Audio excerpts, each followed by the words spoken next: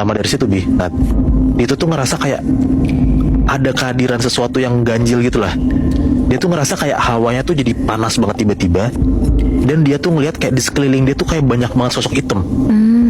Bentukan tuh macem-macem. Pokoknya dia lihat tuh kayak hitam banyak banget gitu lah. Karena dia panik, kan dia udah baca mantranya kan. Buru-buru dia langsung lah cabut ke rumahnya. Paginya, pas Dito sama ibunya bangun, hidup mereka tuh bener-bener berubah drastis banget. Rumah mereka tiba-tiba banyak banget barang mewah, harta mereka bertambah, dan mereka tuh hidup dalam kemakmuran yang mereka tuh belum pernah ngerasain sebelumnya. Karena kejadian itu, akhirnya Dito jadi digosipin lah sama warga desanya karena anak ini berhasil ngelakuin pesugihan dan ngedapetin kekayaan dalam waktu yang singkat. Karena ya semua orang desa itu tahu Dito sama ibu itu tinggal berdua doang dan miskin. Ngeliat kayak gitu ya pasti mereka ngerasa ya ini mah pesugihan gitu kan. Tapi ternyata kekayaan itu tuh harus dibayar dengan harga yang mahal banget. Jadi kata Mbah Roro, ibunya si Dito sebut aja namanya Ria ya. Karena Ria ini seorang janda, dan kalau mau terus-terusan kaya dan harta itu nggak hilang, Ria itu katanya harus bersetubuh sama sosok siluman, biar pesugihannya ini nggak memakan tumbal. Nah sosok silumannya ini siluman ular. Pas dengar omongan itu sebenarnya Dito tuh nggak berani ngomong sama ibunya. Dia tuh takut, dia deg-degan, tapi ya dia mikir ya gue butuh uang, keluarga gue juga butuh uang. Tetap ngelakuin lah dia kan, makanya dia bisa kaya nih. Tapi nyokapnya nggak tahu kalau dia tuh harus bersetubuh sama ular. Wow. Nah singkat cerita, ibunya Dito tuh nikah lagi, dan ayah tirinya ini juga tahu soal pesugihan Dito sama ibunya.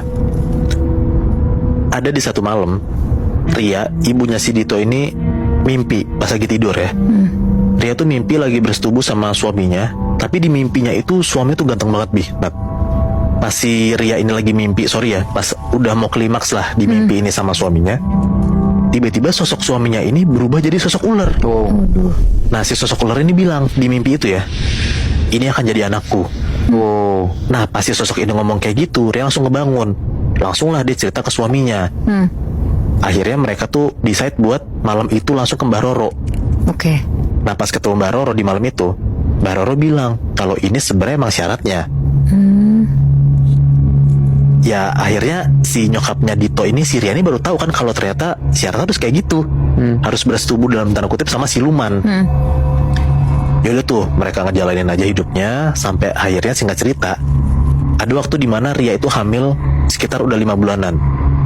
Dan di situ tuh udah mulai kayak makin ada keanehan gitu, Bi. Nah, setiap kali Ria tidur, dia tuh selalu datengin ular gede banget. Tapi sebelum ular gede itu datang, Ria tuh dikelilingin sama kayak ular-ular kecil gitu. Nah terus ada momen juga ular gede itu tuh keluar dari persembunyiannya dia, kayak mau makan Ria, sampai Ria tuh jatuh gitu. Nah pas mulut ularnya itu udah di depan muka Ria, tiba-tiba Ria kebangun dan dia tuh keringet dingin. Itu tuh selalu terjadi setiap hari, setiap malam waktu pas Ria tidur. Waduh. Nah ada lagi nih tentang si ular-ular ini nih. Ada momen lain di mimpi Ria, dia tuh didatengin dan dikejar-kejar sama ular sampai Ria tuh berhenti di pohon gede. Pas si Ria tuh lagi berhenti di pohon gede, dia tuh ngeliat ada ular kobra dari bawah kakinya muncul, kayak mau ngikat kakinya. Terus dari atasnya dia tuh ngeliat kayak ada ular piton melingkar gede banget gitu.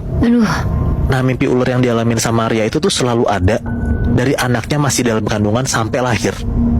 Dan pas anaknya udah lahir, ternyata bentukan kepala anaknya ini mirip ular kobra. Anjir. Lo bayangkan bentuk ular kobra kepala kayak gimana, yang kayak ngelebar gitu. Kayak gitu bentuk kepala anaknya. Gila. Nah itu ternyata bayaran yang harus dibayar sama keluarga Dito karena dia udah ngelakuin ritual pesugihan. Gila. Tapi yang gue bingung, Moy, si suami baru ibunya Dito ini kan dia tahu nih keluarga ini pakai pesugihan. Iya. Tapi kok dia tetap mau ya? Gue nggak tahu ya background keluarganya sebenarnya kayak gimana, tapi mungkin bisa jadi ya, Nat. Si suami barunya Ria ini, ibunya Dito, mungkin bisa jadi juga orang nggak punya. Setelah dia dengar si Ria sama Dito tuh ngelakuin pesugihan dan dia ngelihat beneran harta kekayaannya sebanyak itu, mungkin akhirnya dia juga setuju gitu. Gue sangat amat penasaran sih, anak hasil dari pesugihan ini yang bentuknya kayak ular kobra tuh sebener-benernya kayak gimana ya? Gue juga penasaran banget sebenarnya, Bi.